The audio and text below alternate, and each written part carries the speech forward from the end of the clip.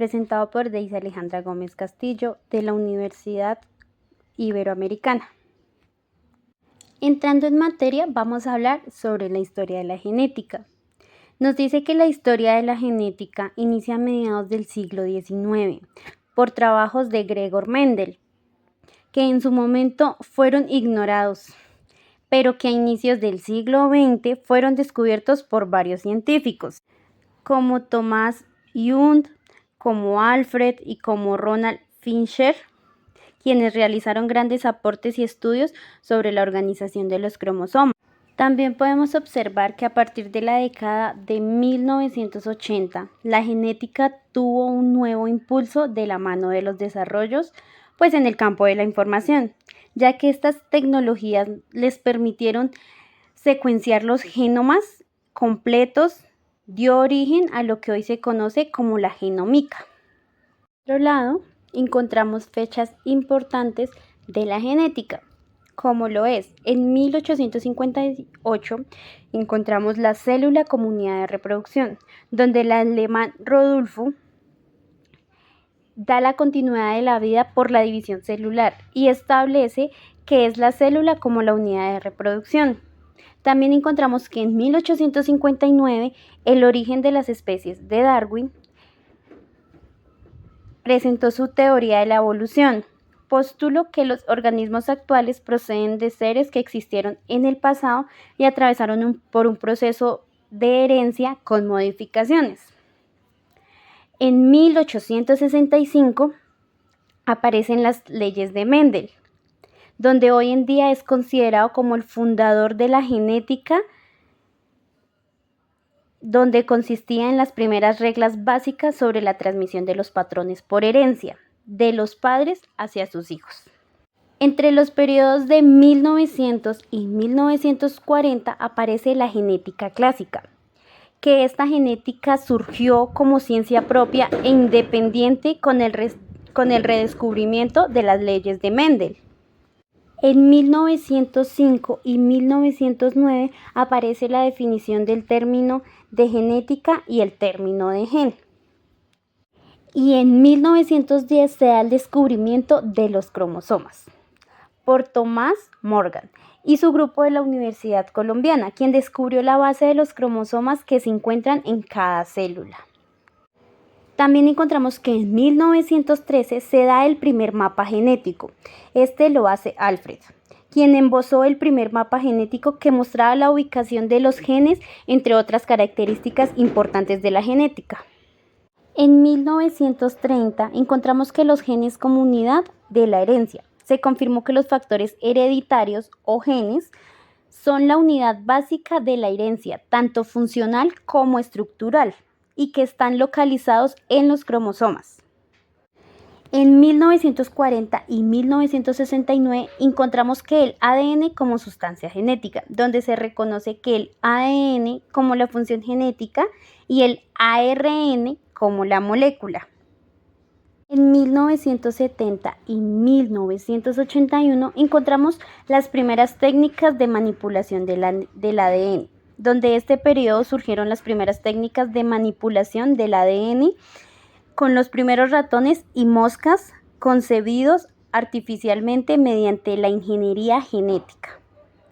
En 1990 se da el lanzamiento del genoma humano, donde John y Lev encontraron el gen defectuoso que al mutar es el responsable de la enfermedad hereditaria denominada fibrosis quística.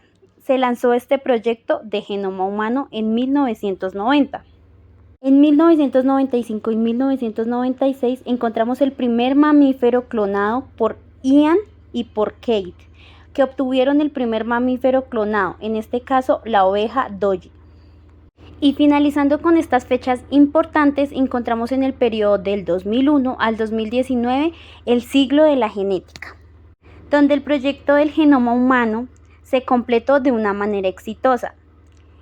Y en el siglo XXI fue denominado como el siglo de la genética. Por otro lado encontramos qué es la genética. Bueno, nos habla de que la genética es uno de los aspectos más importantes sobre la capacidad de predecir las características que se transmiten a la siguiente generación. Los patrones de herencia clásica describen los diferentes tipos de herencia que se conocen y permiten protagonizar el comportamiento de los rasgos hereditarios. Por otro lado, encontramos 8 conceptos claves para entender la genética. Tenemos los alelos, los cromosomas, el gen, los genotipos, los fenotipos, la mutuación, la meiosis y la mitosis. Encontramos la importancia que tiene la genética. Pues bueno, es muy crucial para poder entender la herencia, la evolución y la salud que va teniendo cada individuo, permitiendo así identificar enfermedades genéticas que se podrán desarrollar con tratamientos personalizados y comprender la diversidad biológica. De esta manera encontramos que es muy importante en la medicina, en la industria agropecuaria, en la industria ganadera, en la industria biología evolutiva y en el derecho. Por otra parte encontramos qué es herencia y qué es la variabilidad. Bueno, en la herencia nos habla que es un proceso en el cual un padre transmite ciertos genes a sus hijos, en los cuales encontramos 2 tipos de herencia autosómica y herencia ligada al sexo. ¿Y qué es la variabilidad? Bueno, nos dice que es un conjunto de variantes que existen para un mismo gen dentro de los individuos de un mismo.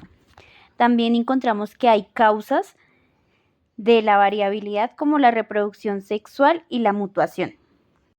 ¿Qué es la neurodiversidad? Bueno, es un término que nos habla sobre la variedad de formas en las que las personas piensan, aprenden y comprenden y también de cómo puede llegar a comportarse. Pero también cabe aclarar que este término nos hace referencia a la inclusión de las personas con estas diferencias. Dicho lo anterior sobre qué es la neurodiversidad, encontramos que estas personas con estas condiciones son condiciones y no discapacidades. Entre ellas encontramos personas con dispraxia, epilepsia, trastorno obsesivo compulsivo, sinestesia, trastorno bipolar, síndrome de Tourette, entre otros.